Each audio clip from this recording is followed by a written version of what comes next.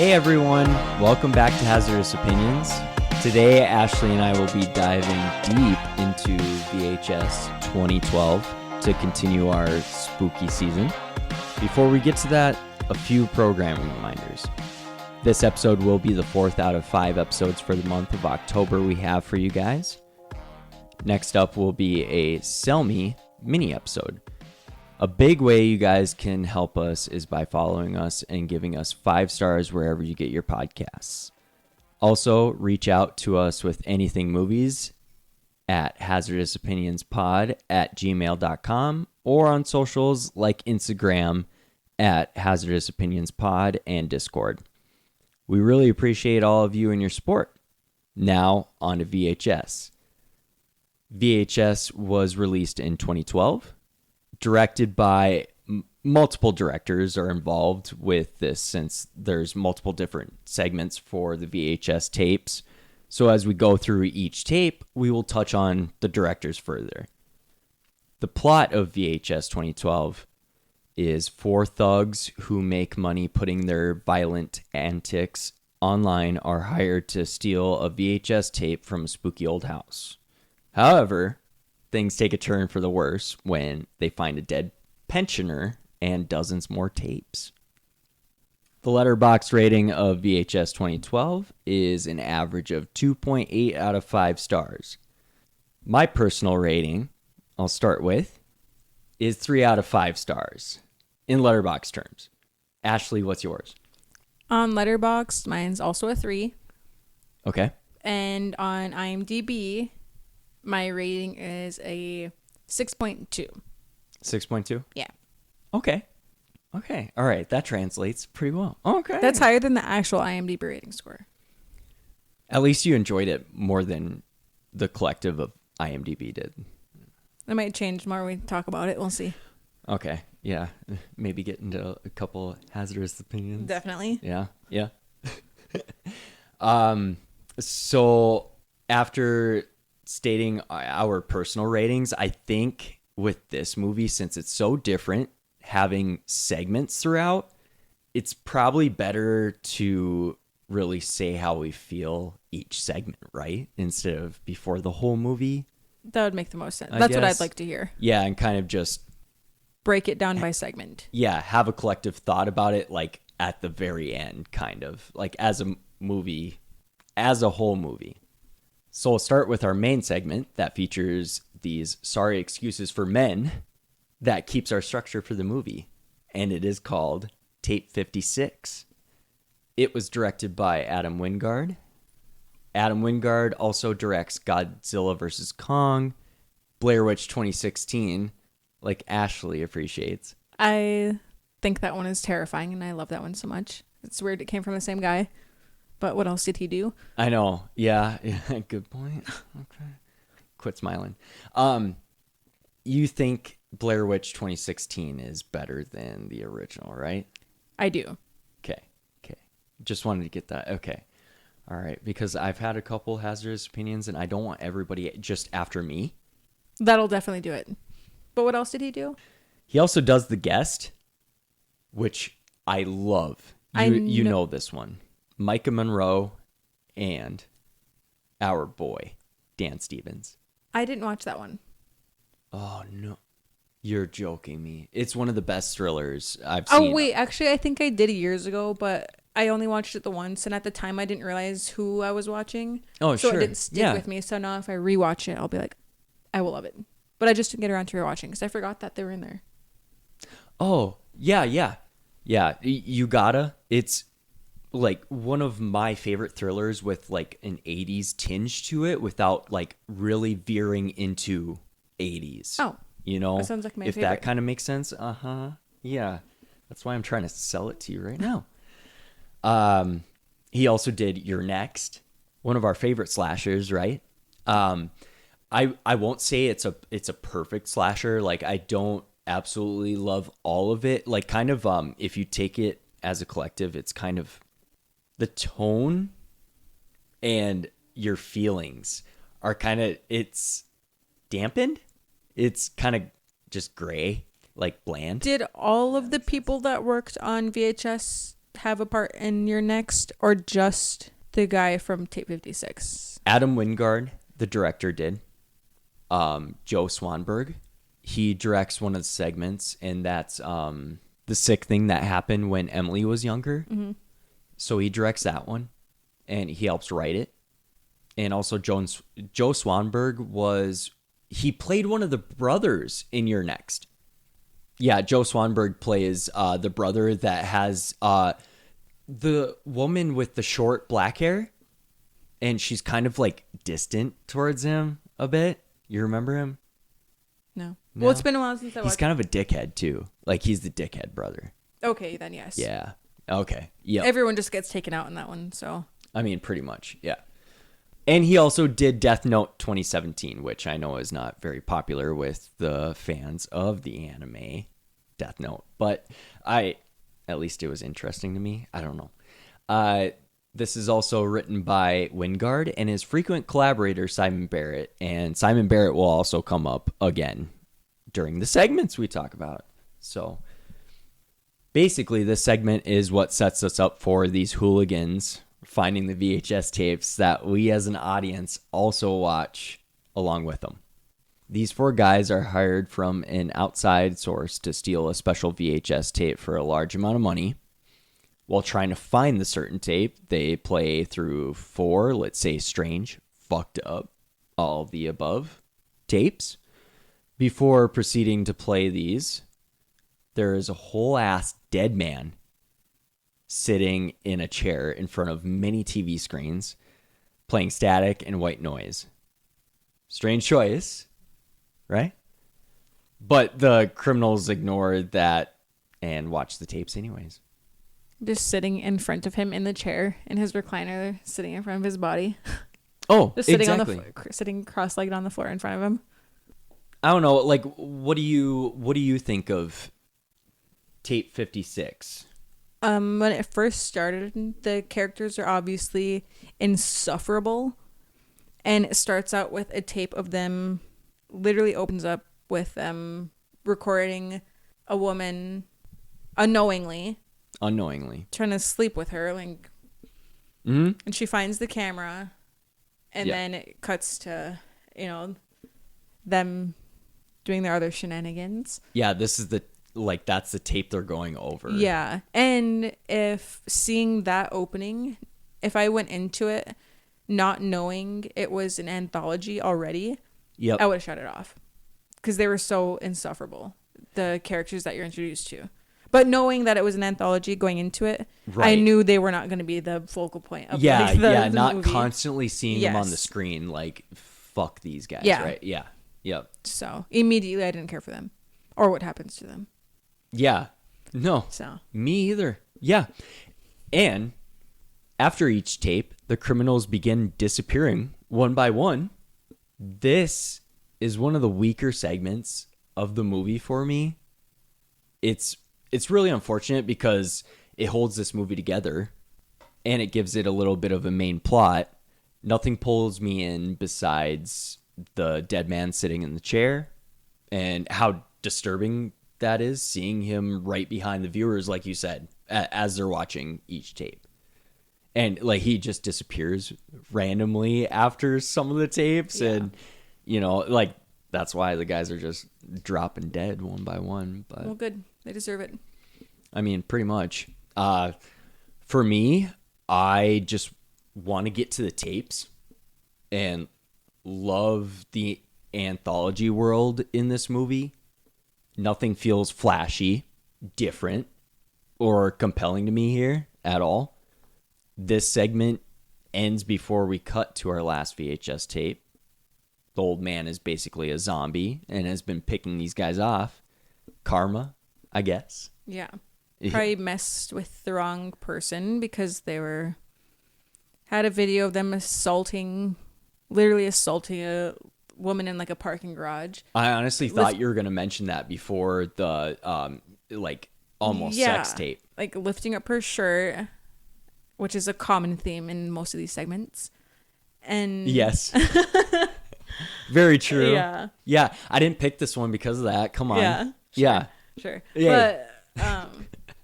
But yeah, like they went to go. I don't. I just hated them, and I was just so glad they were getting picked off throughout the movie. Oh, I know. They had what was coming to them, honestly. Basically, I don't have much thoughts besides the negative ones I mentioned for this segment. Unfortunately, I don't want to say that. I really do. I enjoy all of Adam Wingard's stuff. His other filmography that we talked about, like The Guest, that's one of my favorite thrillers ever. And thrillers are part of my favorite genre of movies. So I think all of these directors definitely have some issues with their segments. yes. But, I mean, like, they're all the same gripe I have, which we'll get into when we talk about each segment. Yeah. But they've all gone on to do, like, some of our most favorite movies. I know, it's amazing, and that's exactly why I wanted to pick this one for spooky season. I thought this would be awesome to kind of, like, especially people our age or whoever really enjoys the A24 of Ty West that is going to pop up. And obviously, you and I, we love Ready or Radio Not. Silence. Yeah. Yes, Ready or Not, that's one of our favorite horror movies. That's Radio Silence. That does the last segment. Just so many different amazing creative minds in horror are involved in this. And just kind of see where they started out. Exactly. They started out. So I won't fault them too much. I don't know how big of a budget that they have for this, but we will get into it. Some of the tapes, even with the budget they had or the time they had, you can tell the time and care in some of them, right? Oh, for sure. And we'll get into that. Yeah. You want to get into the first segment? Oh, fun fact. Before, Yes. For tape 56, the brick house that all these fucking hooligans break into where they find all these VHS tapes, it's the same house featured in Marble Hornets, the popular found footage YouTube series that popularized the Slender Man. Oh, So I thought that was kind of cool. I didn't know that. Yeah. I wasn't big on shorts on YouTube. Me either. With Slender Man, I got really familiar with the games. And I love the games. And I heard the movie was garbage. It was. It was. I'm And yeah, stabbed me in the heart for it. Yeah. But yeah, let's get into the first segment that's involved. This segment is called Amateur Night. It is directed by David Bruckner. And I'm really excited to list off a couple of these. But he is involved in The Ritual, The Night House, and Hellraiser 2022. I love The Ritual. And there's a sell me coming your guys' way about that one. And Hellraiser 2022, oh man. Honestly, to me, what a revelation. And I can say, I watched the original before I watched this one. And I could easily say which one I liked better. I would have to agree. I started the original Hellraiser. Could not get into it. I understand it. I mean, I might need like to rewatch. Yeah. I get it's like a staple. It's very iconic. It's a staple. Yeah, it's got a standing in the horror community. I totally understand that. I get as like a little kid, like it pops on cable or something and it just sticks in your head, right? But yeah, I don't know. And he's also involved in another movie featuring segments like VHS, Southbound, which I recently checked out and loved. Could maybe say it's better than VHS in totality, I'd say. Like, as a whole, Southbound's better. Written by Bruckner and Nicholas Tukoski, if I'm saying that correctly. In this one, we're thrown into a night of debauchery with three friends that are going to get schmammered and try to get girls back to their hotel room and film some amateur porn. Shane and Patrick give Clint camera glasses so that they can film discreetly. When they go out, one mysterious and shy woman named Lily comes onto Clint with the camera glasses. Lily and another girl go back to the room with the guys, and shit goes south real quick. What do you think of the segment? Who was the guy that was with the other gal that wasn't Lily? That's Shane. Shane. And Patrick was sitting on the couch. Okay, gotcha. Yep. Yep. You get me now? So Shane, the first thing that I was really shocked about was that the girl that they brought back, was she was passing out drunk on the bed. Yes. I was really shocked that he stopped. Actually stopped. When she was passed out. Because it seemed like he didn't want to. And if his friend wasn't there saying it would have been messed up if he kept going, I don't think that he would have stopped. Unfortunately. Yeah. Yeah. So I despised him. And yes. Once again, this is the first segment in Tape 56. It's a girl against her will being recorded, trying to make her do stuff she didn't want to do. Mm-hmm. But I'm glad that he did stop. Yeah. Yeah, same. Yeah, no, I was actually surprised by Shane and actually like the friend saying something as well. And I'm like, okay, like I was relieved. I don't know what would have happened. I wouldn't have been able to stomach if anything else that didn't go that way happened. Agreed. Yeah. And I think they didn't want to go there. Good. Thank God. Yeah, but like the creators. But I did love Lily. And did you happen to know the lore behind her? No, actually, when I was checking out more about each segment online, I noticed that there's a movie with her. After this segment, her character was so popular that she ends up getting her own movie called Siren. I added it to my watch list on Letterboxd after hearing about it, but I had no idea. Oh, so what did you think so far of the segment? Personally, throughout all the VHS movies, this stands out as one of my favorites still. I agree, even though there are some hard to watch scenes from it, obviously. Yes. It is one of the more enjoyable ones. That has always, when I think of VHS, I think of this segment. Exactly. Yeah, I'll get into my feelings about it. It's not that I do not enjoy watching that stuff on repeat, or anything. It's just I'll get into it. I will. Why I return to most of these VHS movies is because some of the segments are part of my favorite horror moments in like film ever, and Amateur Night, it haunts me. That's what I was trying to get into. It, like, those hard to watch things, and thank God it didn't go a step further. But like, that's what haunts me. That's what is horror to me and scary, right? We're trying to feel something that's outside of ourselves, like outside of our real lives. And yes, yeah, obviously, like real things have probably happened to you, happened to me, some scary stuff in real life. But yeah, these moments don't always come up, The tension slowly builds in a perfect way.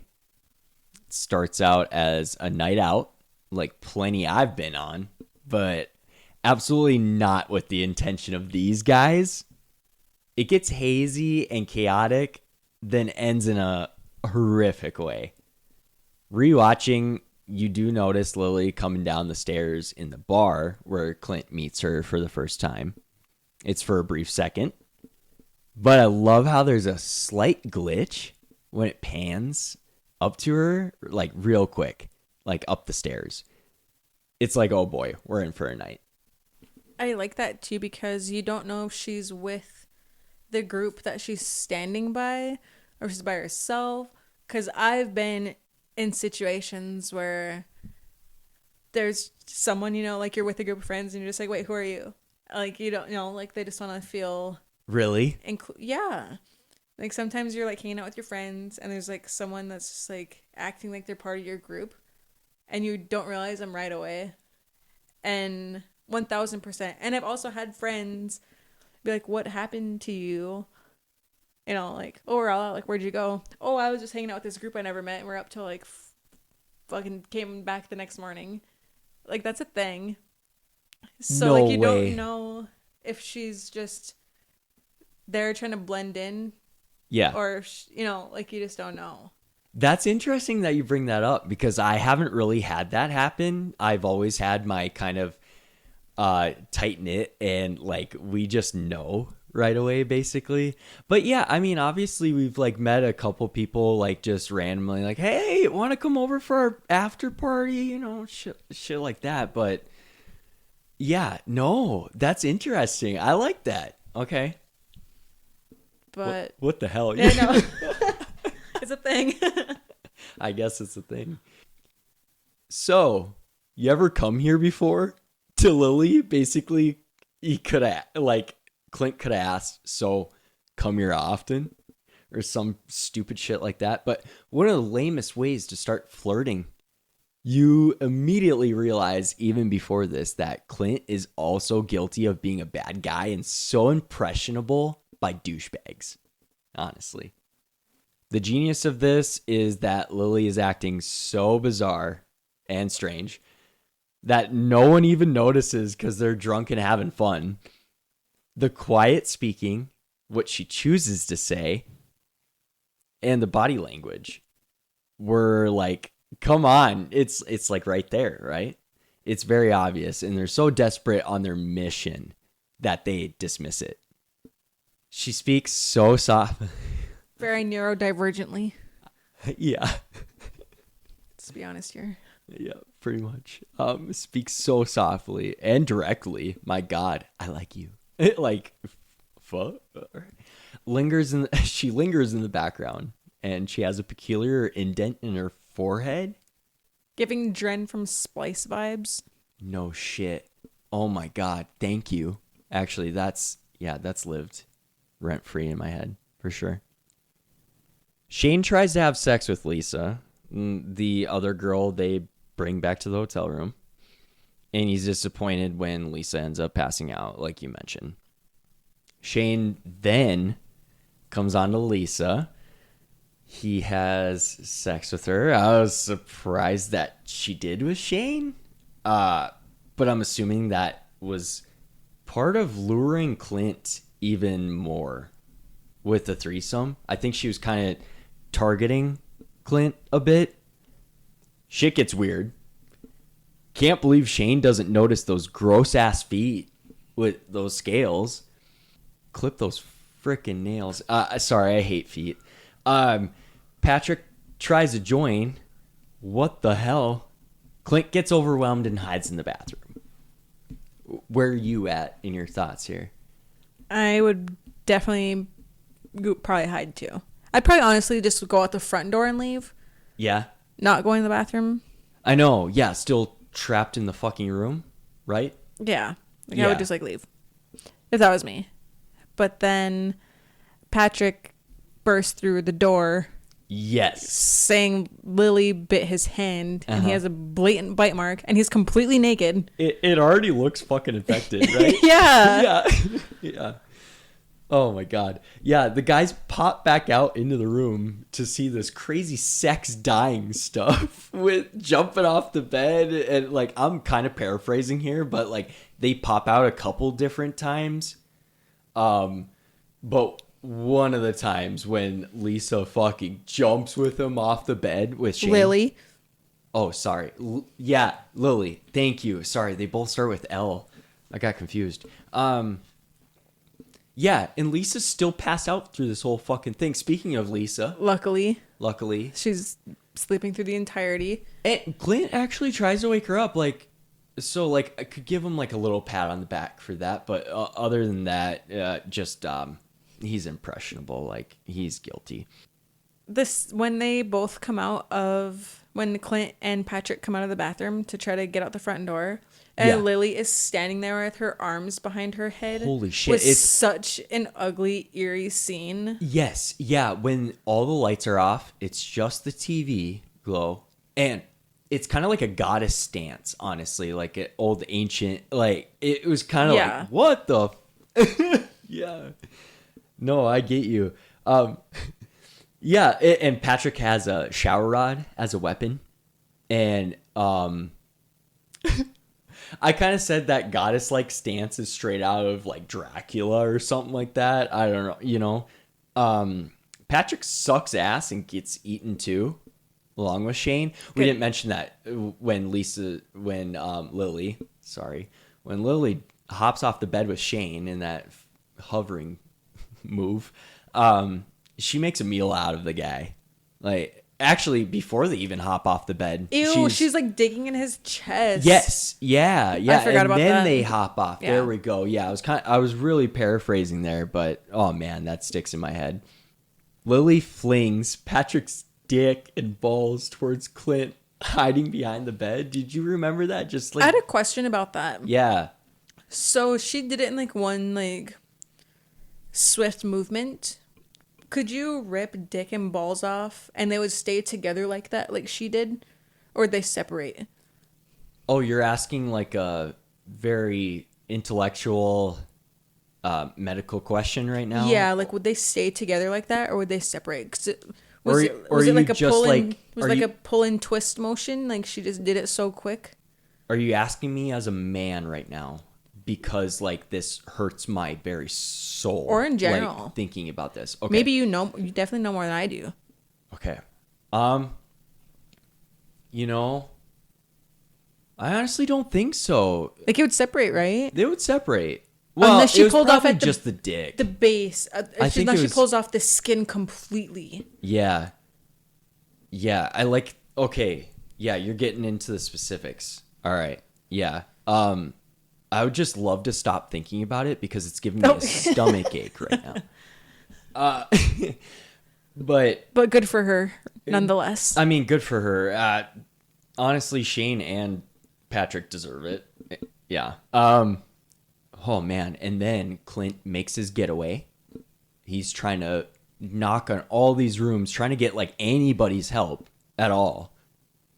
It gets no help. They're like, what They're like, the hell is this literally man go doing? away. Just like, yeah, hey, get out of here. Yeah, one woman like shushes him away. And I mean, it's a hotel, so like everything's close together. I'm like kind of claustrophobic and freaking out right now, you know, myself as he's running. And I love how the camera during this segment is not too all over the place. Thank God it doesn't make me nauseous. But, oh man, he almost gets to that group of guys. Oh. He falls down the stairs and breaks Oh my his... God. Okay, back up. Yep. Clint falling down the stairs and Lily popping her head around the corner. Holy shit. That's a horror moment. Like, I forgot about that part. I like, watched with my buddy the other night, and like when Clint looks back up the stairs and she's just all of a sudden like peeking her head out, like I even kind of like my heart dropped because it's very creepy. I hate that. That scene kind of drug on for a while too. Like it took a little bit for her to actually peer around the corner. So like when she actually does, it was just like... Exactly. It really catches you off guard. It's actually at the perfect time because it's not too long. It's not too quick. So yeah. Oh man. Loved it. And then Lisa comes down the stairs to Clint and like still is trying to come onto him. So that's why I think like she's very like really targeting him and actually wants him. Yeah, she actually like... Well, now I think I should tell you about the lore of yeah. Lily. You didn't touch upon that. Yeah. So go ahead. she's a succubus, and it could either go one of two ways based on succubus lore.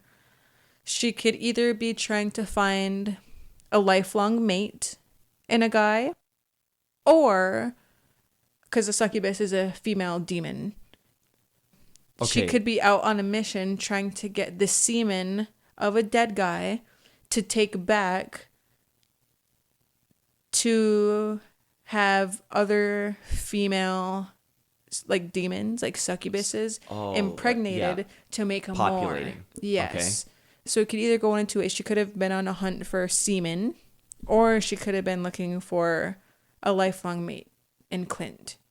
Oh, wow. That's actually interesting. In lore, one of the main succubuses, like textbook succubus, is Lilith. And that's why her name's Lily. Oh, awesome. Yeah, I've seen a couple stories with Lilith, the wife of the devil, being involved. So that's Lily. Recently, I watched Chilling Adventures of Sabrina that had Lilith in there. I think that's the most recent thing I've seen. Interpretation of Lilith come up. Yeah, that's interesting. Holy. I just knew that they were like, I kind of thought of the Odyssey with Odysseus and them being on the ship and sirens. I know she's not aquatic or anything like that, and also doesn't like sing, stuff like that. But yeah, succubus is definitely more on point. Thank you. So after she tries to get with Clint and tries to fleece him, she gets so offended and sad that he's not like reacting the way he should be to a girl coming on to him. You don't like?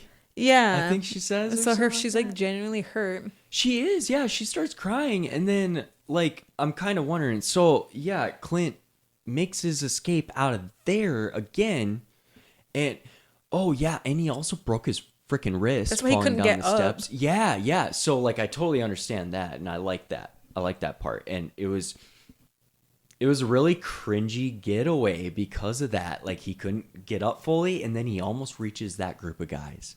Yeah, and then he reaches up to them, and then you see the guy look up and be like, "Oh my god!" Like kind of point. Yes. I don't know if he pointed, but like you could see an expression at least. Yeah. And then Clint just gets picked up. Oh man! And what Lilith reminds me, or what Lily, I guess, reminds me of so bad in that, because you see the ground just like getting further away from the glasses.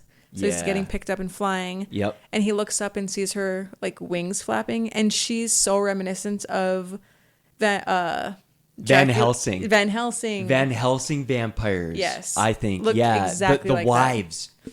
Oh my god. Can we cover Van Helsing? Like even though I just rewatched it. I love Van Helsing. Oh my god, I love it. It's not the greatest, but I love it. Frick yeah. But, okay. Yeah, and then his glasses fall. They fall. Yeah, it's such a gasp of air when Clint gets grabbed by her. You're like, kind of. What I want to know is how his recording from the glasses got turned into a VHS. Very true. And you can kind of think about that for quite a bit of VHS segments throughout VHS as a franchise. I'm kind of just like, these are cursed tapes. I kind of think of them as well, Yeah. in a way. So I just think they appear. You're right. I don't know. In a world of where zombie guys sitting in front of the TV, I'm sure you can't think too much of where the exactly. Hey, it's a movie. We're not gonna think about reality right now. Yeah. Do you think they made passionate love on an island somewhere after she whisks him away? Yeah, I wouldn't say no to her after all that. Yeah. How do you think she'd react? Rip dick and balls off. She's going for that though. Like that's her like prized possession, don't you think? I think if Clint denied her again, first time she let it slide. Mm-hmm. But after she goes through all that and like if he still wasn't interested, yeah, I think that she would rip it off. So like, yeah, very good thoughts. Do you think she killed him? Or no? I think that she got the semen she wanted. Okay. As a succubus, then discarded him. Oh, okay. You think she went that route instead of a lifelong mate? Yeah. Okay. Oh, interesting. I'm really glad you brought that up, honestly. Now, we get to the second honeymoon. We'll skip over the Tape 56 stuff that happens in between because we kind of touched upon that, but like the guys are disappearing one by one, basically, while this happens. So now we get into the second VHS tape, Second Honeymoon. Directed and written by Ty West. And Ty West has directed The House of the Devil, The Sacrament, which I've never watched The Sacrament, but I've seen The House of the Devil. He's also directed X, Pearl, and Maxine. And Cabin Fever 2, Spring Fever. Do you like that one? It's so disgusting and it's so fun to just like watch and just be gross and make fun of. I actually really love that one. I actually, based on the stuff that popped up on my time hop in my Facebook memories. Yeah. I just rewatched Cabin Fever 2 with Ryan 2 years ago the other day. Oh, no way. And I was going through it that was when like my phone got like wiped Oh shit. on accident. Yeah. Anyways, we're sitting there and the title cards were coming up for Cabin Fever, and it said directed by Ty West, and I looked over at Ryan because I didn't know that going into it, Oh yeah. and that was like one of the first things that made me a smile was saying that it was directed by him. Really? Yeah. Oh man. Anyways, and I also forgot he did The Sacrament too, which I also recently rewatched with Ryan. Is The Sacrament good? Should I? It's based check on it out? Jonestown. It's of these people from Vice go to like this commune to just like see what's going on because his sister's there. One of the Vice reporter's sister is at this commune. Okay. But it's basically like Jonestown, like Drink the Kool-Aid Jonestown. Oh. Yeah, and Eli Roth is an executive producer and it's directed by Ty West. Oh. Okay. Also found footage. Wow. All right. So I'm already understanding like why you love it. Yeah. Probably. Yeah. Yeah. All your people, right? This follows a couple on their second honeymoon in Arizona who face relationship troubles and a mysterious stalker who seems to have some kind of connection to the couple. What do you think of this segment? I think once again there's a guy trying to record his Wife. Yeah. To do something sexual against her will and trying to pressure her and coerce her into it. Common theme. Another gentleman recording. I know. I'm disappointed. But I think knowing that it's by Ty, I'm just slightly biased that I like it probably a little bit more than I normally would if I didn't know it was by him. Okay, if it was just from Joe Schmo off the street. Yeah, then I'd be like, oh. This is probably like my second fave though. No, third. Sorry. It's my third fave segment, I think, of the movie. Why are you shaking your head no? I just can't even right now. Why? I don't know. I'll get into it. I can't believe it's your third favorite. We have Amateur Night. We have October 31st of 98. Second honeymoon. And we have The Sick Thing That Happened When Emily Was Younger. And so this one's my third favorite. Oh my. Okay. All right. Okay. People are going to be hearing some hazardous opinions finally. Okay. They better be. Okay. All right. To me, this isn't even your run-of-the-mill mystery, honeymoon, crime slasher, however you want to describe it, or, mishmash all those genres. It's very bland to me. The setting, the aesthetic, the plot devices like the fortune teller, the relationship troubles, wow, very profound, with a wife not wanting to have sex with her husband on camera. And even the dialogue just felt very lazy to me. Oh man, that's probably the meanest I've sounded in a while. And I don't like that. But yeah, those are just my honest thoughts about it, and hazardous opinion probably to you and maybe other people. But that's how I personally feel. Yeah. Well, going through it, it's very not that interesting. Not at all. Really. No. And then the only first oh shit moment you have is when, what's the guy's name? Joe Swanberg. He plays Sam. Yes. Mm-hmm. And he also directed The Sick Thing That Happened When Emily Was Younger. Yes. So he directed that one, acted in this one. Yep. But then when you see the video camera turn on and it records Sam sleeping in bed, you think that it's Stephanie? Yep. Oh! Good job. Hell yeah. I think it's... I do have character names because I knew I would fucking forget them. I knew that you would, so that's why I did not do it. You got it. But I remembered Stephanie. And so the video camera turns on and is recording Joe? Sam. Or is recording Stephanie. Sam. Stephanie. Gotcha. It's recording Sam And you're like, oh, Stephanie has it. And then the camera pans over and is recording Stephanie. So you Right. realize it's a third party, Yes. which is very eerie and ugly. And you're Yeah. just like not expecting that. Not at all. And is that after this scene when it cuts to them in the car and Sam is accusing Stephanie of stealing money?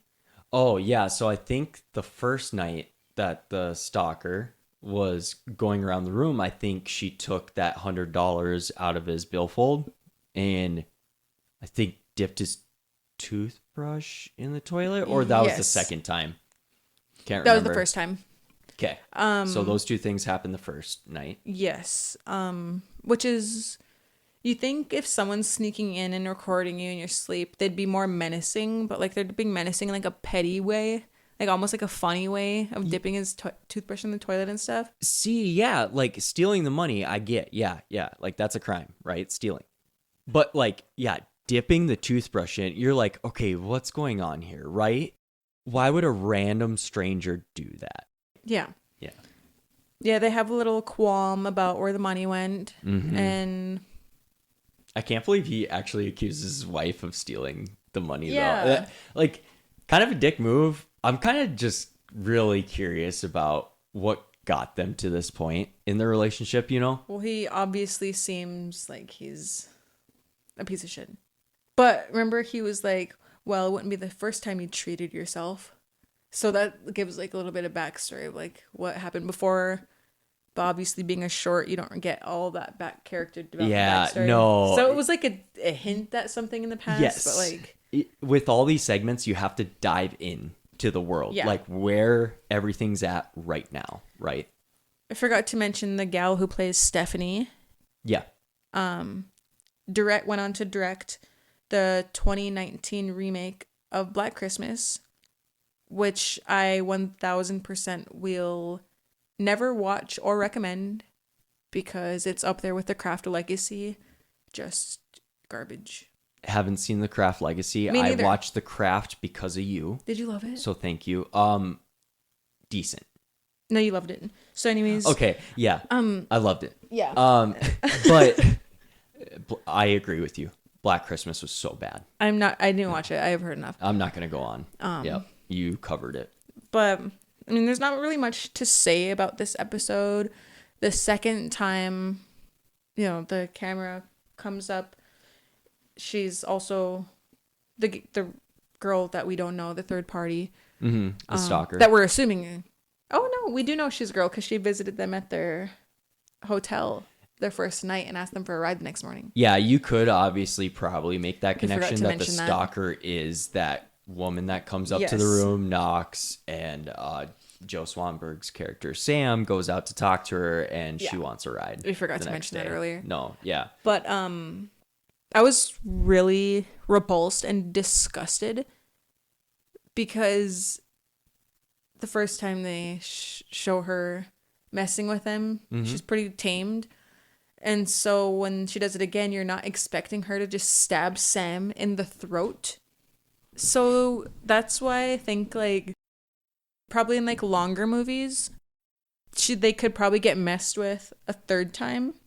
But since the time restraint is a second time, so it's really off guard that she stabs him, and it's so like visceral and realistic, and he's and I have a hard time with gore, like that type of gore. Yeah, surprising. Yeah. And so she's like digging around in his throat with a knife, and he's like gurgling, and he's just like sleeping. Yes. And even though he obviously like wasn't like the best husband to Stephanie, right. just seeing him react like that, like so surprised of being stabbed in the throat in his sleep, was really sad and hard to watch for me. And he was like gurgling and just like wondering what's happening. It was actually really sad for me. I get you, actually. That was hard to watch. Yeah. It was yeah. really realistic. You describing it actually makes me feel more towards it, because I was going to say one positive takeaway from this segment, the practical effects of Sam's throat being slit makes me grab at my throat every time. Like, Seriously. ew. Yeah. It was tough. And then after it's tough that, to watch. Turns out Stephanie is having an affair with a woman. The woman is the stalker that has been sneaking into their hotel room, asked Sam for a ride outside the hotel room, brushed Stephanie's leg with a knife, did all this stuff and eventually slits Sam's throat. Stephanie and her make out on camera after Sam's murdered. Then Stephanie asks her to delete the footage as they're in the car driving away. Really paraphrasing, but I really dislike this segment. I just have to say it. I tried to really examine why I was disappointed with Second Honeymoon, The House of the Devil. I was disappointed in that movie as well. I didn't bring that up. Same. I watched it once. It didn't stick with me, even though it had Greta Gerwig in there too. No, yeah, and I love Greta. Yeah. I do have to add. Yes. When I was watching VHS for the pod, when that scene came up with Sam getting stabbed, and then it cut to Stephanie and the gal making out in the recording it in the mirror. Yep. Our friend Josh came over right when that happened. He's like, "What are you guys watching? What are you guys kids watching? A snuff film?" It's like, no. Yes, but no. I love that. That's funny. Actually, you've seen She Dies Tomorrow, right? Never heard. But spoiler. It's the title of the movie, and I have it on my watch list. But the main actress of that, she is the stalker, and I didn't realize that the stalker would have been an actual actress that has been in quite a bit of stuff. She seems to be a good actress. I can't recall the name right now because you don't see her face in this at all, which is unfortunate. But so you hated this segment? Yes, I do think with X, if you take out an old woman and man, and also an alligator, which I know you love, murdering these young people, to me, I wouldn't enjoy it as much. Honestly, it would just kind of be a 70s porno slasher. Okay, I should probably clarify when I said it's my third favorite out of the 5. It's just third in a line that I dislike the least. I shouldn't say favorite. Oh, damn. Okay. That does make sense. Yes. Okay, I get you. Okay. And we had the same rating for this movie, right? Yeah, we did. Yeah. 3 out of 5. Okay, just making sure. If Pearl didn't have the 50s aesthetic and David Corenswet, I think that's how you say his last name, I would have walked away from the movie feeling bland. Mia Goth's performances help in those movies. I just think it's a delicate balance for me taking to Ty West's work, if that makes sense. It's just I like some elements that he brings, but I agree. Others, yeah, it's just they aren't his works aren't complete things to me like they are to other people that really highly regard them. And hey, if you love that stuff, go ahead. Yep, I encourage it. Did you see Maxine? Not yet. Okay. I did not. That's why I didn't speak on it. And we'll get to it, and I'll ask your rankings of the 3. And then I'll tell you mine. I'm not going to say it on the pod, but perfect. Okay. I've been nervous to check out Maxine because of these feelings, by the way. Honestly, after rewatching VHS, that's when I kind of had that light bulb moment. Even after watching X and Pearl, both of them I've seen 2 or 3 times each. I want to say, yeah. Joe Swanberg plays Sam the husband. He's a known writer-director that directs a segment coming up, like we said. I know him especially from You're Next, and found out he's worked with Jake Johnson quite a bit and has drama films I want to see. He finds these good actors and actresses and just creates these little independent films. Drinking Buddies? Heard of that one? Okay, that's with Olivia Wilde, Jake Johnson. Are you done with Second Honeymoon? Yeah. Do you want to move on to the worst segment of the movie? Yeah, let's do it. Thank you. Okay, next segment that comes up is Tuesday the 17th. Directed and written by Irish director Glenn McQuaid. He directed I Sell the Dead, which is a horror comedy. I've never seen it, but that's basically what he's known from. This is an homage to 80s slasher films like Friday the 13th, from which the short gets its name. The story follows a group of friends who go camping in the woods.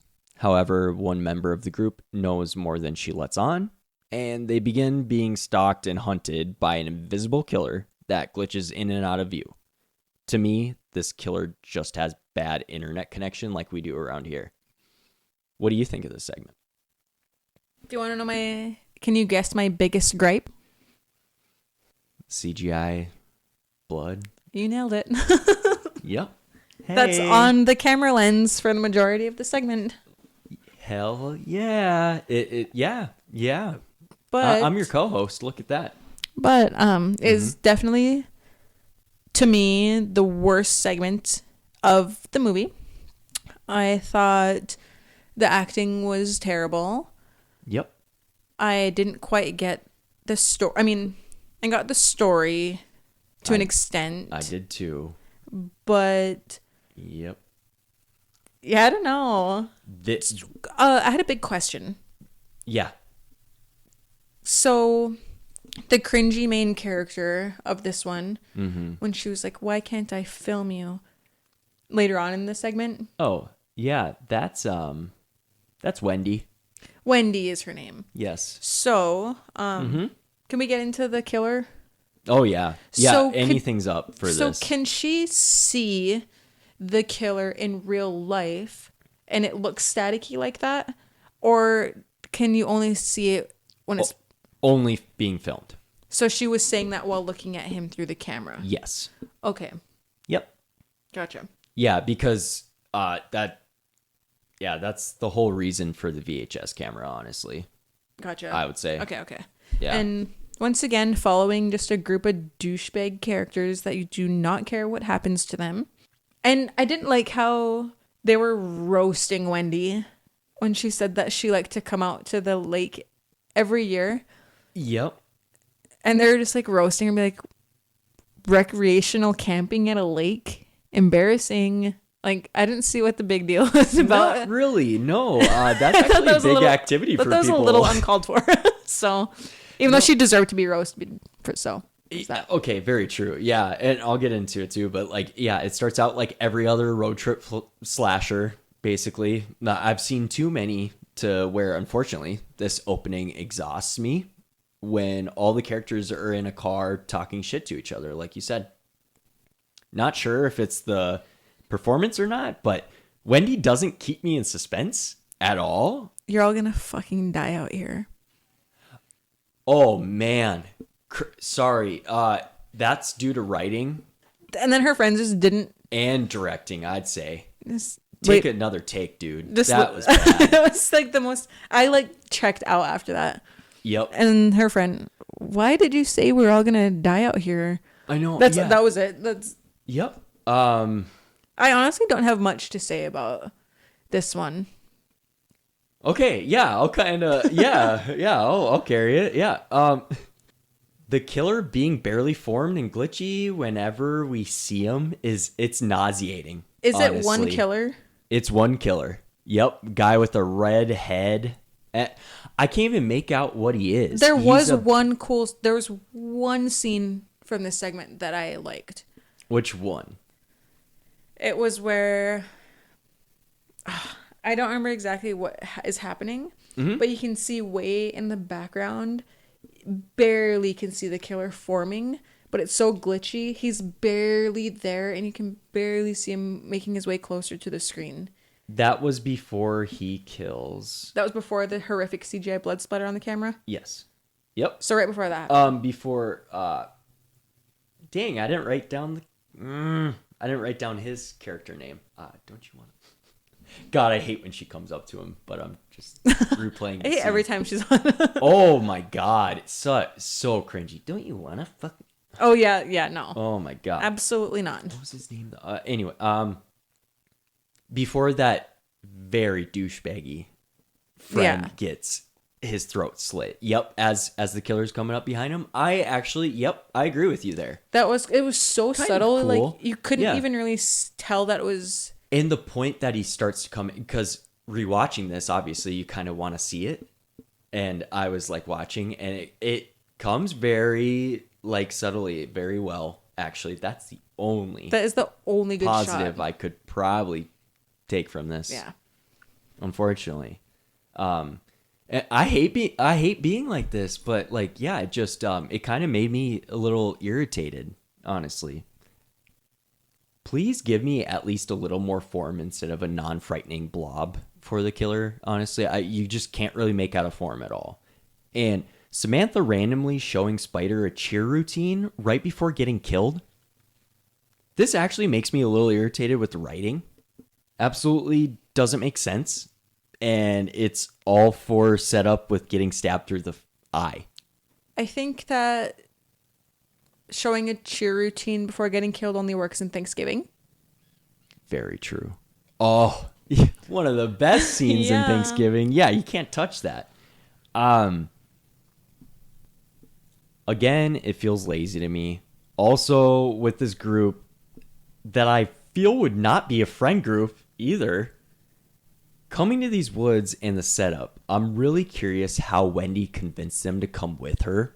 Well, okay, so the first note I have is she tells her friend, like, I did not take notes down of their names, so. Totally okay. Spider is the guy in glasses. So convince her. Wendy and Samantha. Yeah, convince her friend to come out there. Mm-hmm. And then convince the other friends to come out there without telling each other. So they thought it was just a girls trip.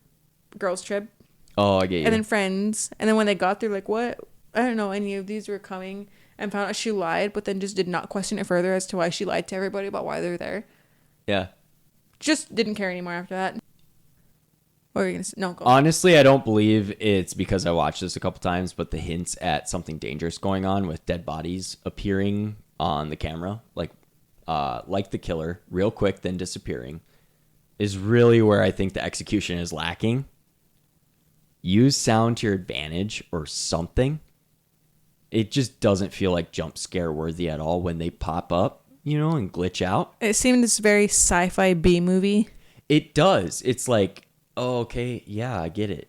Yeah, there's Sorry, the swallow really fucks me up. My friend fell off it and hurt herself last time I was out here. Yeah, okay. Thanks, Wendy. In theory, this idea is kind of cool with the killer coming in and out of reality or whatever Glenn McQuaid was going for. For me, though, the execution just wasn't there. If he was going for horror comedy as well, the jokes and dialogue do not land for me either. This whole thing kind of almost feels unfinished. Like we were kind of getting to the point of earlier with kind of going over these segments. Like some of them don't feel like there's a lot of heart and effort. No, they definitely could have used more takes that they didn't. Exactly. It's not like it was shot on film. No. Should we get to one of the better ones? Yes, please. The sick thing that happened when Emily was younger. Oh, this one's good. Yeah, I love this one. It's directed by Joe Swanberg, like we mentioned. He does Drinking Buddies with Jake Johnson, Olivia Wilde, and Anna Kendrick. Oh, I hate Anna Kendrick. Great. It's written by Simon Barrett. Like I mentioned earlier, he co-wrote Tape 56. Important to note that this is one of the first computer screen films. It's giving very Unfriended and Host. Yep, exactly. Even though this came out before. Some that I do really like. I actually, Host is scary. Host is one of the best horror movies and it's only I've like ever an hour seen. long. I looked at it and I tried rewatching it, but I fell asleep because I was really tired, not because of the movie. 56 minutes or something like that, even less maybe. And it's a COVID movie, guys. Please check it out if you can. I have been thinking about rewatching Host, but I cannot watch it by myself. I will have all the lights on, and I probably honestly would still like just turn it. So I know Nell would not watch this. Do you want me to come over? You, me, and Ryan watch it together. Ryan didn't watch it, so yeah. Oh shit. Okay, he might like it because it's actually scary. It's really scary. Yeah. This follows James, a trainee doctor, as he chats with his girlfriend Emily via video chats. Emily has been experiencing strange happenings in her apartment, and James begins to view stranger and more sinister happenings via the webcam. What did you think of this segment? The main thing that I felt while watching this segment was traumatized because I've gone through a relationship with somebody in the past, not Ryan, obviously, No, yeah. where it was very much gaslighting to this extent. Oh no. Maybe actually. not. I didn't know this. Maybe not to take medication. We'll get to that obviously in this segment. Oh, towards sure. the end there. Yeah, of course. But just the blatant making you seem crazy and that what you're thinking and feeling is not real. And like just being told that like you're crazy pretty much. Yeah. Was really traumatizing. Oh, so it did hit. It hit your home. core. Yes. Yep. Thankfully, I don't have to deal with that. I don't have to deal with that anymore. Thank God. Thank Yeah. God you're in a better place. And I mean, that's when horror is at its best, when it actually hits home. And Yes. you do like that's what generates the big feeling with horror, right? Yeah. So I enjoy that, even though it's not some people's taste or they want to feel that in their lives, but I do. Yeah. I don't know. Maybe I'm weird. But that was my main takeaway. I was just like, Jesus Christ. I was like, this is like hard to watch. I That didn't happened know to that. somebody else. I feel so bad. I didn't know. But like, yeah. And I'm of just course, glad it's done with. Me too. Yep. And once more, lady. Okay. Being recorded against her will. Ashlee, this is your segment during VHS, but it is a very fair assessment, honestly. But it's not my favorite, but it's not my least favorite either of Okay. the segments. Yeah. But since you like it, why do you like it? So this is one of the best paced segments I've seen in a VHS film. With a limited amount of runtime, I feel like Swanberg and Barrett do a wonderful job with throwing us into this situation. You care for Emily and you're lulled into a false sense of security with James. They've been together for a long time, you feel, even with that distance of the computer screen and not being in person together even. Love the fact that it seems like an ordinary paranormal occurrence, but things get more actually sinister when it all plays out. I don't usually like UFO things, but when we get to the reveal, obviously it's a UFO alien type thing, and I actually enjoy it. It kind of feels like you said, it kind of feels like it's a psychological horror, I would categorize, because of how you felt with the gaslighting and stuff like that. I love psychological shit. So like, Did you have any questions about it? I actually really didn't have any questions about the plot. Obviously, you're going to have questions about what's happened before this, because we're thrown right in, right? Just like all the other segments. Like, Yeah, what was the fucked up thing that happened to Emily? Okay, so my question. yes. So when they're talking, she's like, well, we haven't been apart this long since we were 12. Mm-hmm. So they've known each other since they were kids. Yep. And there's obviously like backstory to where she's reacted as a way that she's doing now. Mm-hmm. Hence like this is like before, you know? Yeah. So my question was, they gave like this backstory of them knowing each other for so long. And Yeah. so if he was like grooming her this whole time since they were kids, I think it was out of convenience. Honestly, it's kind of like a childhood sweetheart, right? Like that's what you feel the betrayal is even more there, because they've known each other for so long. Like I catch that line every time I watch this movie. So I get you. That's the only kind of question I had. And I came up with two things. One, it was coincidence. And both of my things do start out as coincidence with them. Yeah, childhood sweethearts. And it's either James making Emily, like gaslighting, making Emily think this alien occurrence now is like a actual scary situation she had when she was younger or something. kind of like playing off of it. Mm-hmm. And that's why the aliens appear kind of as ghosts. You know what I'm saying? She's way braver than I would ever be. I know. Yeah. And like, I'm kind of wondering why the aliens look like that and like kids and stuff like that. I feel like maybe something actually happened when Emily was younger, and James, when they were older, like past that point, that's when he came in contact with the aliens, started working for them, shit like that, when he actually knew what was going on.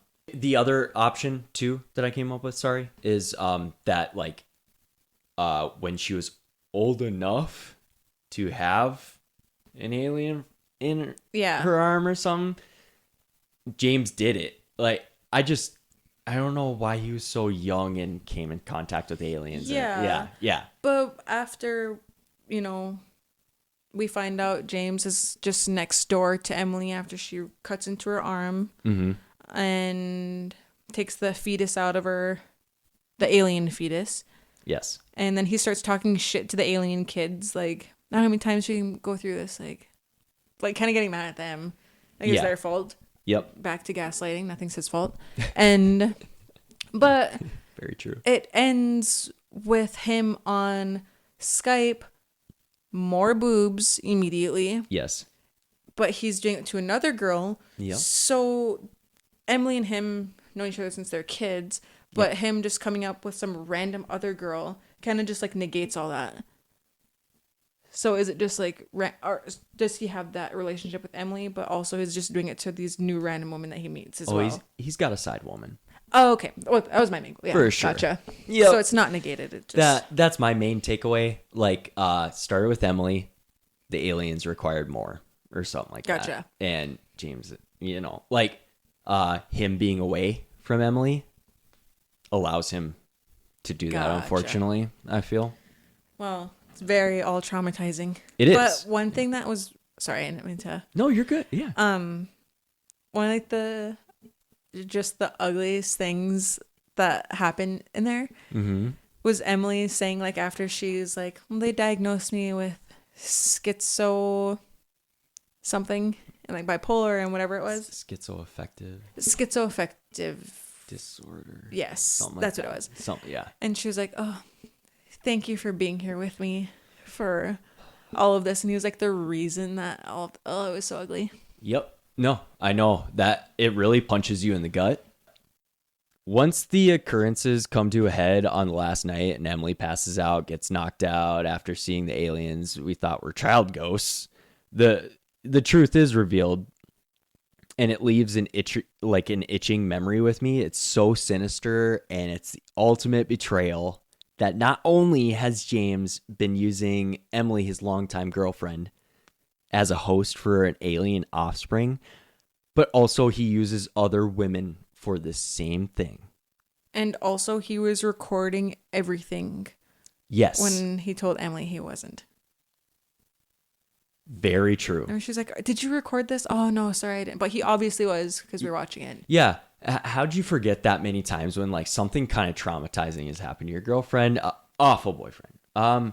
But yeah, he's a cheat. He's a gaslighter, and he's working with aliens. Like, fuck that guy. It's so sad. It's really messed up that Emily the next day is in a cast and beaten up while believing the accident was her fault. This actress does a great job at making us feel for the character, actually, in a short amount of time. She was like the only person in the whole segment that actually was like a character. Pretty much. That you like felt for and stuff. Yeah. And I think that's intentional because obviously that man has no heart. And it's the very end of the segment. We didn't have much time with that girl. I think that might be why I had that one a little bit less than Second Honeymoon. Really? Was just because the way it made me feel. Okay. Yeah. So even though it's like it's one of the better segments, it's more effective. Yes, I don't like watching it. That's interesting, actually. Yeah. Because with me, when things are more effective, that's when I enjoy it more. So that's why I really enjoy this one. That last video call chat between James and this other woman, you can't help but shake your head slowly in disappointment. You're like, Just like Amateur Night, this segment sticks with me and haunts me. I don't usually like UFO anything, but I enjoyed this. And then we move on to our last segment. In tape 56, the old man comes down the stairs and kills the last guy. Rips his throat out. Yeah. Throws him down the stairs. There we go. Yeah. Yeah. Like you, I don't really pay attention to this segment. So I was doing stuff while that was on TV. I was taking more notes on stuff I loved and enjoyed about this. And yeah, that's just me and you. So the last segment, after the last guy dies, this VHS just plays by itself. This is 10/31/98. This is directed by the filmmaking group named Radio Silence, which consists of Matt Bettinelli-Olpin, Tyler Gillette, and Chad Villella. I think that's how you say that. They've casually made a few of my all-time favorite films, including Ready or Not, Scream 5 and 6, and Abigail. They also helped create and star in Southbound that I mentioned earlier. All three of the guys from Radio Silence star in this, which I think is really awesome and a strength because it really feels like they have full control of the segment by directing, writing, and starring. This is also written by Radio Silence, and they also wrote it with Justin Martinez. This follows a group of friends who head out to a party at a friend's house, only to end up at the wrong address. However, there's something terrible lurking in the attic of that house, and soon the boys are running for their lives from a powerful, demonic entity. What do you think of this segment? I think this one is my favorite of the bunch. Awesome. And it is the one segment that doesn't have any sexual premise or innuendos or filming a woman taking advantage of a woman against anything. I love that you bring that up because in all of the Radio Silence stuff, it seems like there's none of that. No, and it did not need it. They're not interested in that. Yeah. In that side of horror, and that's great with me. Anyways, yeah, awesome point. But I really like this one. Not to jump ahead or anything, but so they are looking for a Halloween party. Yes. Can't find the address. Mm-hmm. They see these guys walking into a house that's probably blatantly the house they're looking for. And they're like, no, that's not it. So they keep going and then find a different house that they go into. Damn it. Yep. Unfortunately. And they're like, oh, I think this is it. Oh, it must be a haunted house and we have to find the party. Oh my God. When does that ever happen? I mean, hey, we live in North Dakota. True. That was Los Angeles or something like that. Huge city. Yeah. Like that maybe does happen. I don't know. But yeah, didn't hear any music, no people. And it's a big, like they're going through the house. Yeah. Yeah. To no avail. Oh, I know. When Brennan and I were watching this, showing it to him for the first time, he was just like, okay, in 98, this is a mansion.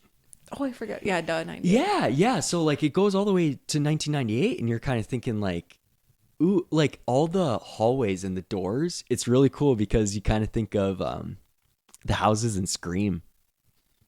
Almost. Like all the hallways, all the doors, like all that. Yeah, I love it. And when weird shit starts happening. Okay, so they're going through the house. Wait, before we get to the house, sorry, I did want to bring up, this one starts out really well. It's a small peek into the guys' like personal lives real quick. Yeah. They honestly seem so normal and not like dickheads, unlike many of the characters that we've come across so far. It's a nice transition from that barbecue that they're having into they're getting ready to go out for Halloween night in their costumes and stuff. It feels like, okay, we're getting ready to go out for Halloween or some shit, you know? Yeah. Yeah. But yeah, no, anyways, I just wanted to like cut to the beginning before shit starts going down. I just wanted to add that. Good point. But yeah, so they're in the house. They go in thinking that they have to find the party. Mm-hmm. And there's stuff that's moving, doors closing, and just like stuff happening in the house. Mm-hmm. And the guys think it's a haunted house attraction. Yep. And what I really love about this whole thing is you can tell the guy with the camera is noticing before the rest of the friend group Very true. that there's something not right about the house, and it's probably not just an attraction. Mm-hmm. But he's so caught up in his friends thinking that's an attraction that he's still going along with it. You know, he's getting very wary. Kind of. He's kind of like, what the hell? Yeah, like a couple it's just, times, like, and he just carries on. Yeah. Yeah. He's just like noticing before them. Like, I just think that's really cool. Like, I do little too. touch. I think they're great with story. Yeah. Usually. Blatantly, obviously. Exactly. We love it. Is it a strange coincidence that this is set the year I was born? I mean, yes. Okay. Thank you. I don't know, but I'll take it as purposeful. So, like, thank you, Radio Silence. I love it. Aren't you too old for this shit? No, sir. Freaking bats. I love Halloween. When he was getting ready to go That out, is the you. camera guy. That is you. What about you?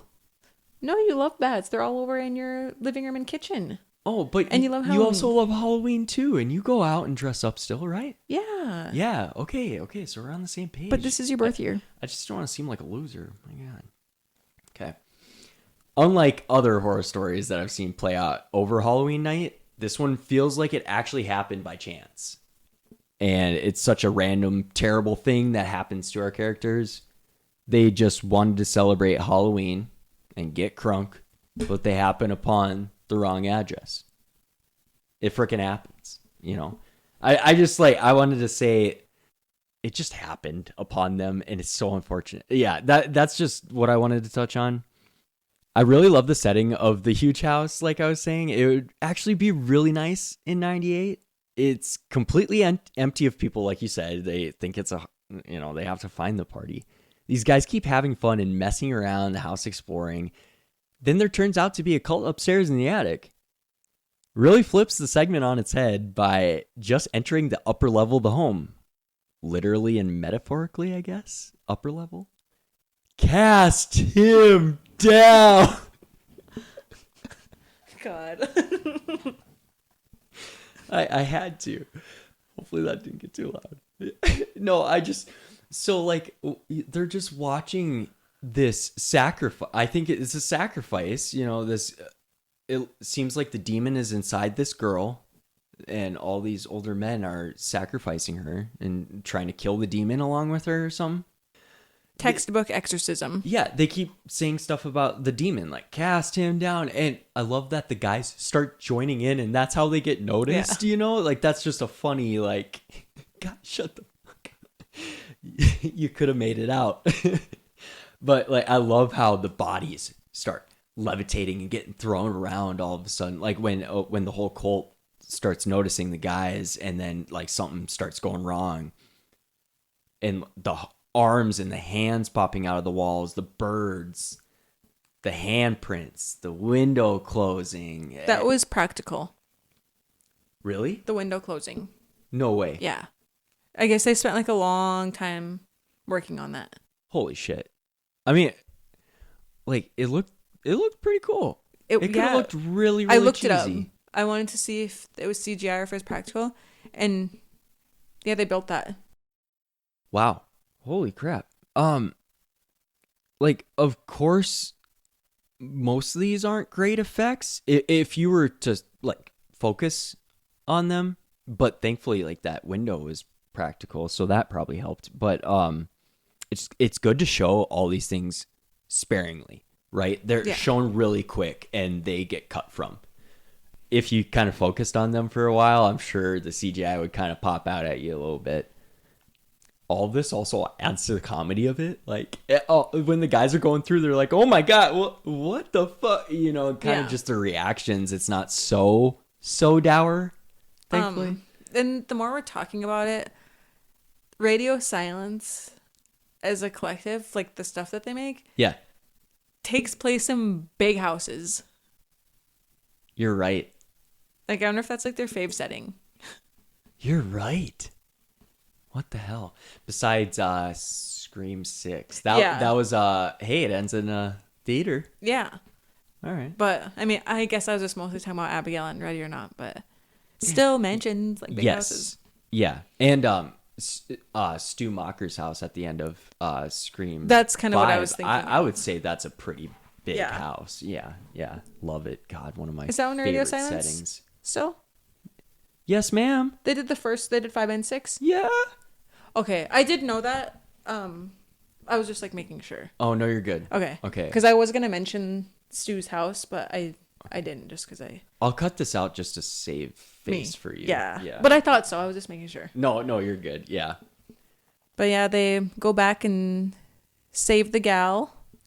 I love this because like it also adds to the characters not being dickheads like we've come across. Like the camera guy at least. Yeah. You know, he's like, wait, we can't leave. He turns. His friends follow him though. Some friends would probably just leave. I think that's why they probably ended the movie on this segment on a good note.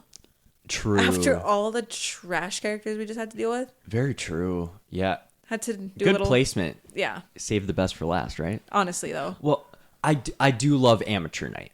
Very well done. Well, they started great, ended great. That's why they had to draw you in. True.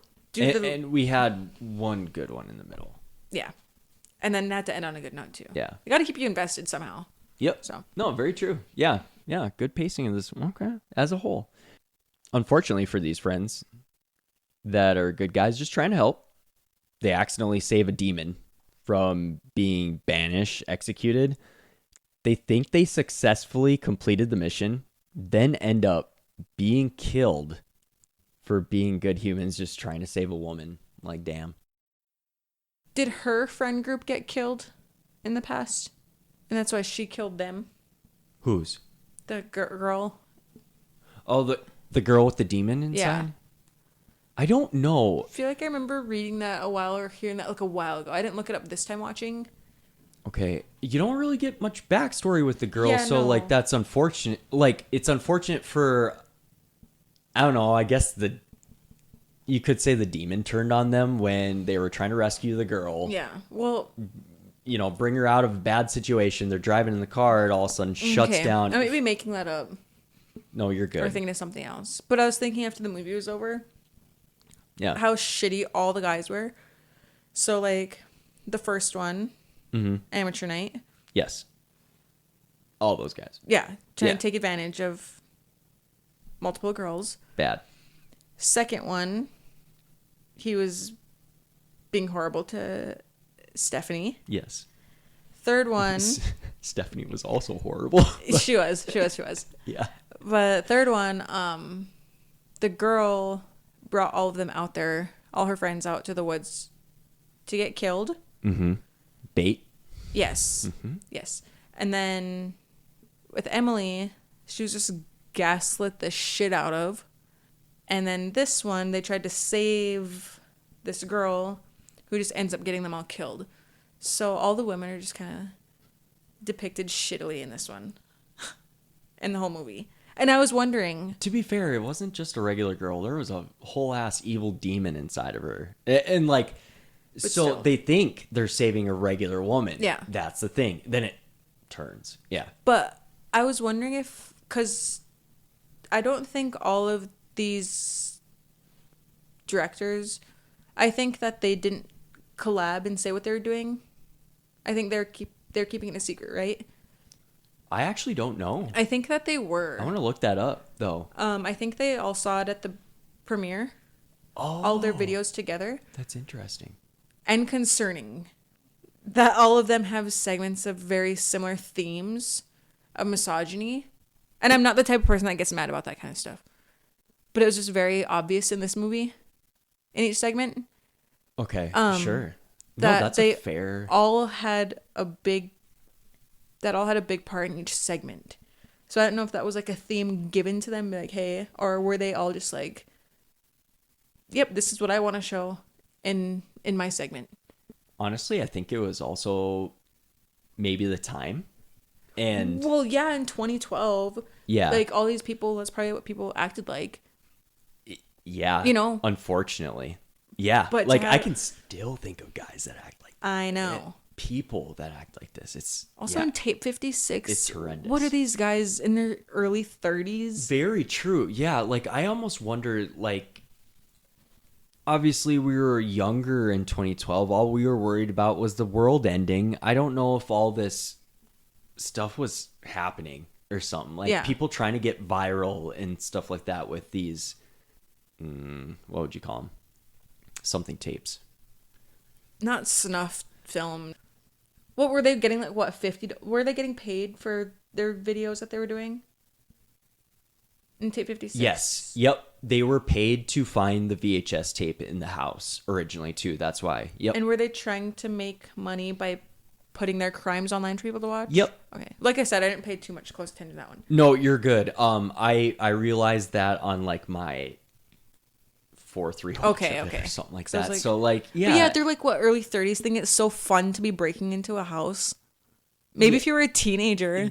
Dude, yeah. Like damn, Ashlee, you're really shitting on these guys. I hope they hear it. They deserve it. No, they do. Yeah. And also with 10/31/98, it's a huge psych to me. Like psych? And I do feel like this would easily happen to me. I would go back and save her. It would happen to you. It would, right? Yes. I wanted to bring that up because you're with me. All right. And that's why this one also sticks with me and haunts me because, yep, I would get myself into this situation.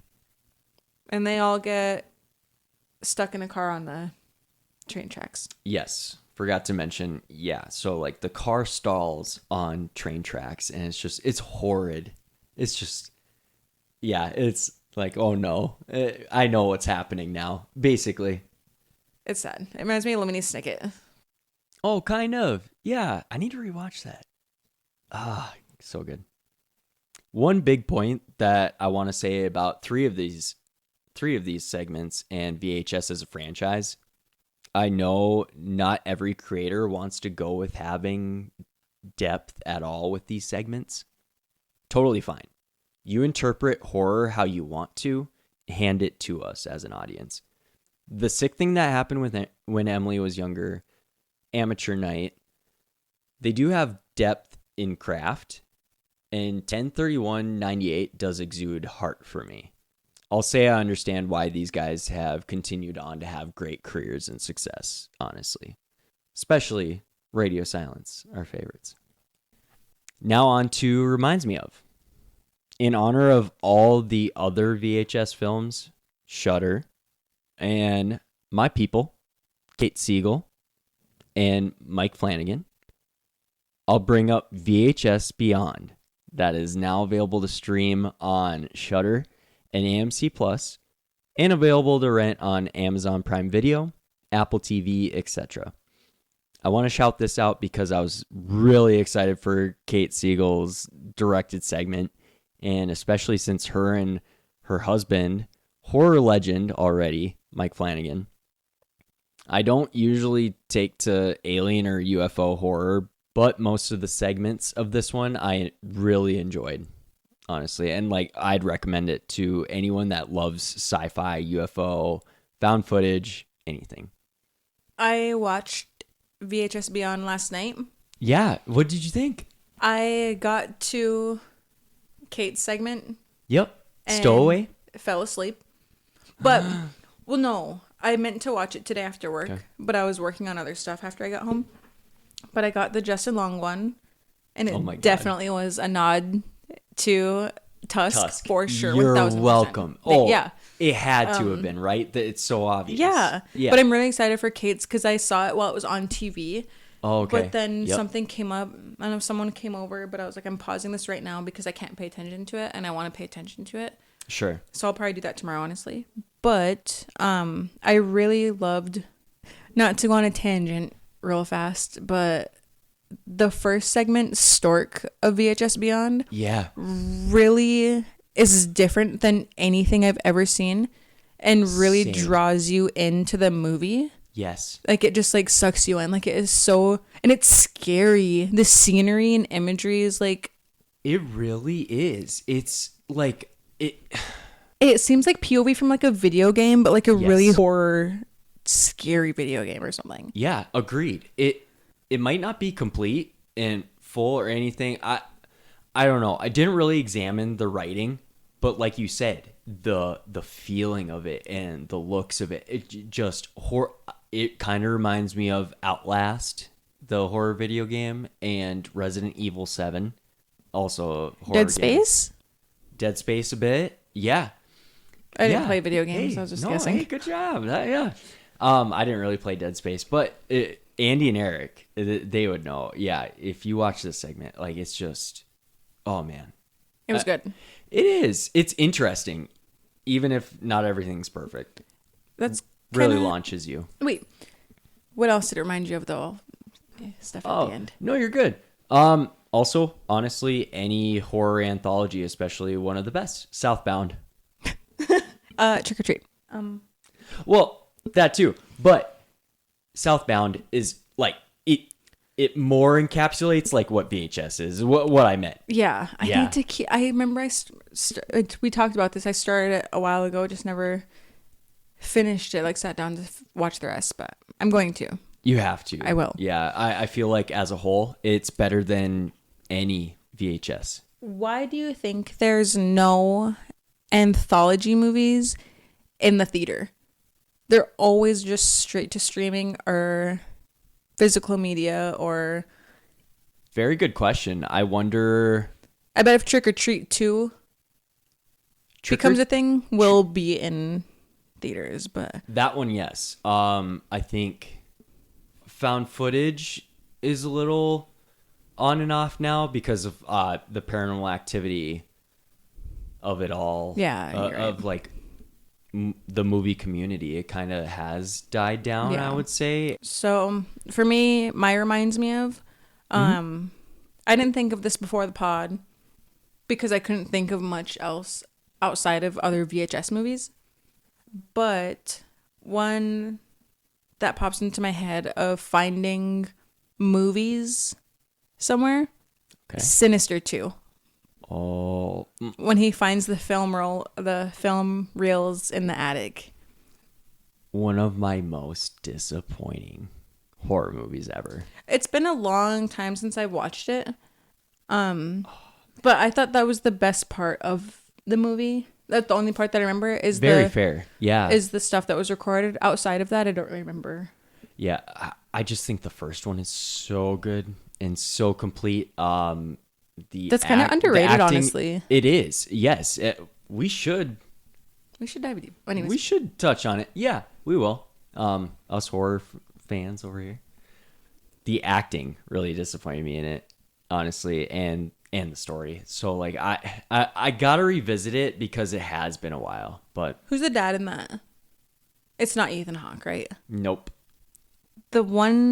I'm picking one segment, and that is 10/31/98, Yep. and the rearranging house.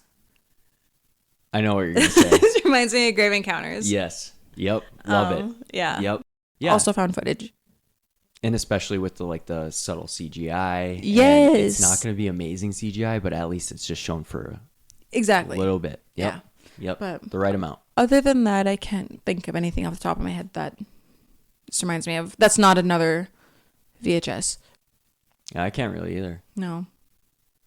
And just one last thing I want to add about the VHS franchise as a whole. I haven't seen all of them. It got to a point where a lot of them are really hit or miss. Mostly miss, but I might, after watching this, revisit them and maybe I'll think differently. Mm-hmm. But I think it's a great way for directors and writers to get their name out there and get a segment out there. And yeah, you're just introduced to a lot of creative minds in one movie. And who knows, from VHS 2012, they've gone on to do great things that we love. So who knows what like the sequels will bring later on from the minds that had segments in those ones. upcoming VHS movies. Yes. Yeah. And the ones that have been made already. Like, it could bring good things. So it's a good way to just get introduced to a lot of, like I said, creative minds. Yeah, definitely agreed. Like, yeah, it's one of the best ways to an entry point, right? Exactly. Maybe even more of an entry point than just doing a really little known independent film, even. Just it's a step up at least. And you're around a bunch of people you could learn from. Especially because now VHS has so many movies out there, everybody knows. Mm-hmm. And just because it's a VHS movie, people are going to watch it, and pretty much, you will get your name out there in some way just even, because you're attached to a VHS. Basically, even people, I see the reviews of VHS on Letterboxd, and I see 1.5 stars for all of them. Why do you keep returning to them, right? So you're always gonna wonder how it is. For me, all the VHS movies, I've seen all of them. Just finally watched Viral. I'd say basically for all of them besides Viral, they are very hit and miss. It'd be like 65% I like it. You know, if that kind of makes sense. I was kind of texting Andy and telling him the same thing. Like, it's between 50% and 65% that it's likable, right? I say 65 might be a little generous, but I need to watch. Fair. Yeah. I need to watch them. There's some that just really stick in my head, and I almost wish that was like a whole movie, but some of these segments are so good because they're very contained, and that's it. Yeah. Like I said, when I think of VHS as a whole, like when I just think of VHS, I think of Amateur Night. Yeah. And I think of 10/31/98. Exactly. Like those are what VHS is to me. Where it all began. Yes. Mm-hmm. Yeah, definitely. Is that all you have for? That's all I have for VHS 2012. All right. Yeah, that's all I have. Where to watch? This is available to stream for free on Amazon Prime Video or Peacock, and also to rent on Apple TV Plus, YouTube, etc. Lastly, make sure to follow us on socials on Instagram at Hazardous Opinions Pod. Join us on Discord, and follow our individual accounts on Letterboxd. All of the links will be in the episode description for you guys. If you want to reach out to us, you can email us at hazardousopinionspod@gmail.com. Also, if we could have you guys follow and rate us wherever you get your podcasts, it helps out a ton. We appreciate your support, and thank you so much for listening. Bye, everybody. Bye, friends.